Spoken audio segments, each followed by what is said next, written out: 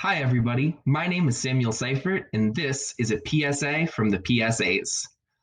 In this video, I kind of want to focus on time management for people who weren't necessarily time managers before they came to college. Because if you're anything like me, like maybe high school was super easy for you and you didn't really have to think about what you were going to do and when you were going to do it.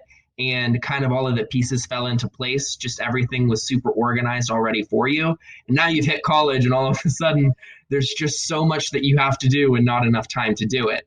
So I really did want to kind of focus on kind of a rule that's been really helpful for me, especially since I really didn't have like a routine for how to manage my time prior to college. And so this rule is sometimes referred to as the 8-8-8 rule.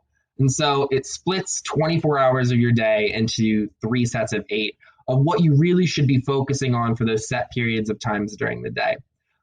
So the most important 8 hours that you absolutely can never compromise on is 8 hours of sleep. The human body needs 7 to 9 hours of sleep. You've got to make sure that you get that, because if you're not sleeping, you're not going to be able to perform well for the other 16 hours of your day. And while it seems like, yeah, if I sleep for 1 hour, I then have 23 hours to do things, the reality of the situation is you're just not going to perform as well as whenever you had 8 hours of sleep. So this is kind of where time management's really helpful, because oftentimes that's the first thing that we take away from. We just say, you know what, I'm gonna pull an all-nighter and just get through this. And that's really not the best thing that you can do.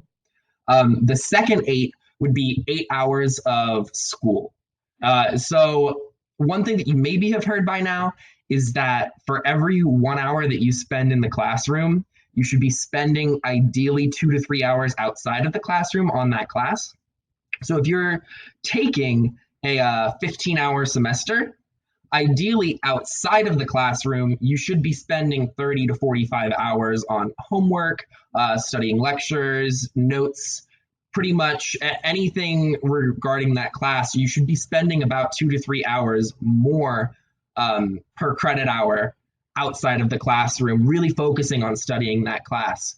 And so if you think about it, like, the 15 hours of class on top of the 30 hours adds up to about 45 hours a week. And so your average work week, if you're working 8 hours a day, is only 40 hours. So that really only means that like 5 hours a week that you have to find outside of your normal work day in order to perform well in your classes. And the final 8 that I want to talk about is 8 hours of leisure. And so this is the one where you can be a little bit more flexible with it, especially if you have a job, because you never want to take away from sleep. I've already brought that up. Like, sleep is the number one important thing.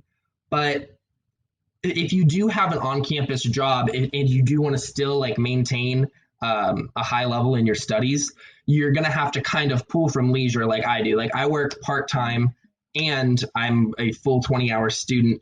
And so I don't have as much leisure time, but I have absolutely plenty to do every single thing that I want to do.